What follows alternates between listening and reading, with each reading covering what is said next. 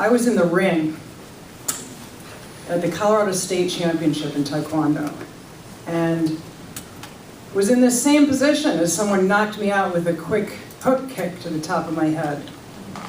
And as I was laying there, I remember the first thing I heard was at about 6, 5, 4, 3. And when they got to 3, I got a flash of the prior year of being committed to 4 hours a day of training for the World Taekwondo Federation Colorado State Championship. And I thought to myself, there's no way I'm going out like this. No way I'm going out like this. And something inside me, similar to an Animal Planet scene, started to stir. And it started to take over my Earth suit. So much so that even with blurred vision in my right eye, I found myself surged to my feet and walked away with the silver medal. In 2006, I found myself in the same position as I was diagnosed with advanced breast cancer 1 week prior to my final divorce court date. A little bit different, same position. Now, just by a show of hands, how many people assumed or expected that I would do this talk standing up? Honest planet. All right. Expectations and assumptions. Expect. I assume that life should show up for me a certain way. I expected, being that I was at the top of my physical game, that my body wouldn't betray me. I didn't smoke. I didn't drink. I ate a lot of vegetables. There's no trace of cancer within my family. I didn't have the BRCA gene. And yet I was dying. In fact, the doctors gave me a 50% chance of survival in spite of the treatment that they laid out before me. In less than a 2-year period of time, I went through the divorce, the 16 chemos, 6 weeks of daily radiation, an additional year of chemo, 14 surgeries, as they had to graft my back onto my front. I had a orange size open wound for a full year. And so they had to remove my skin from my back and paste it onto my front. So now I don't know if I'm coming or going most days. Go, no, stay back, go, back, forward, back.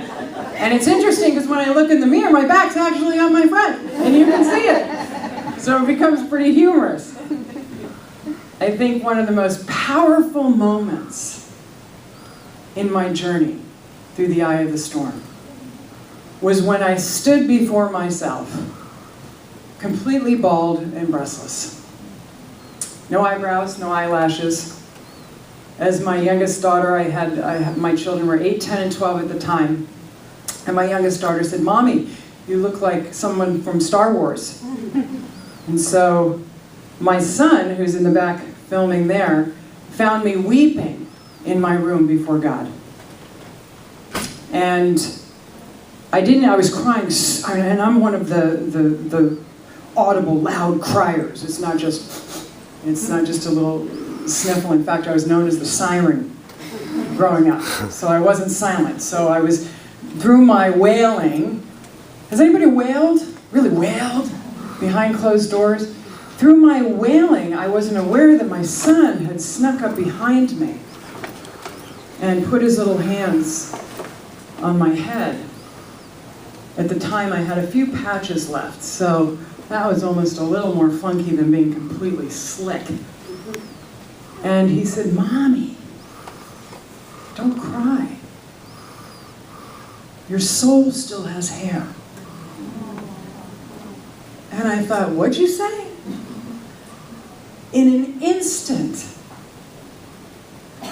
one piece of information, one single piece of information, absolutely flipped my perception. with one statement: Mommy, don't cry, your soul still has hair. So this is a short little time of refreshment for you. I only have probably 15 minutes left with you today. So I encourage you to be awake as to the piece of information that you came here for today. Because I believe it's no accident you're sitting in this room.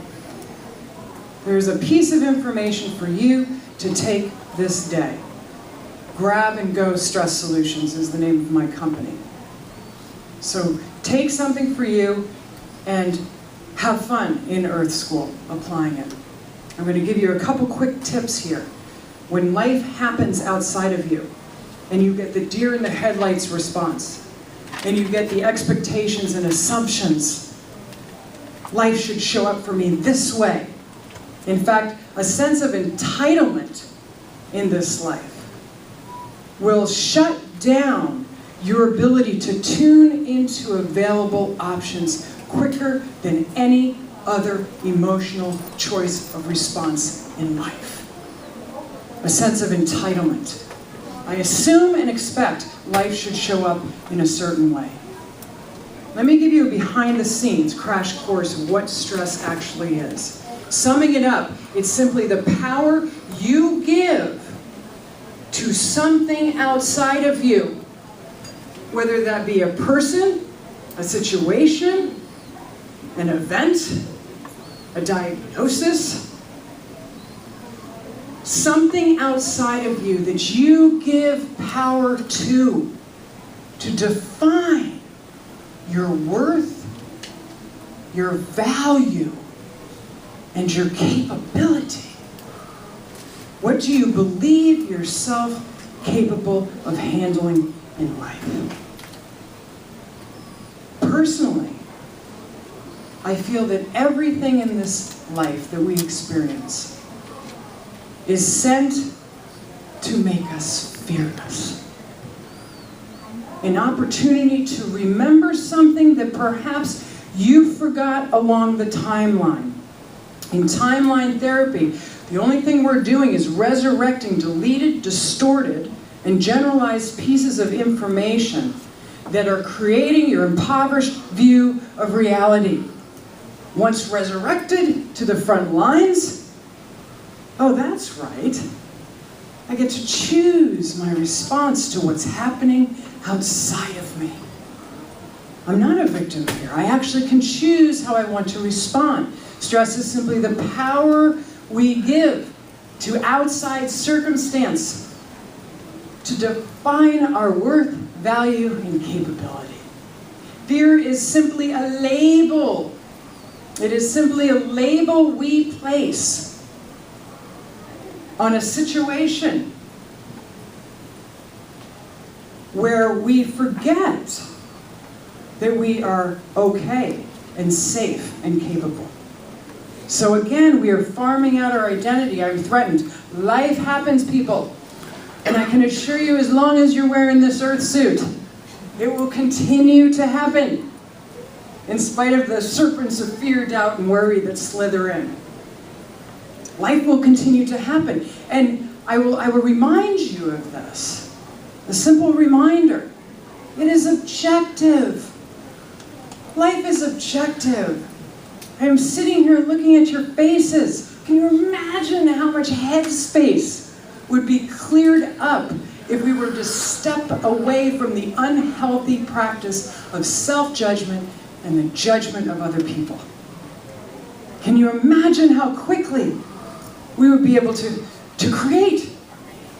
Someone walked by my booth and said, "Look at all these CDs and these books. I didn't know you created all this." My main practice is to step out of the way. As Mother Teresa says, a pencil in the hand of God. As you remember who you are and what you're not, and that you are the gatekeeper. Life happens. It is objective until you label it as threatening.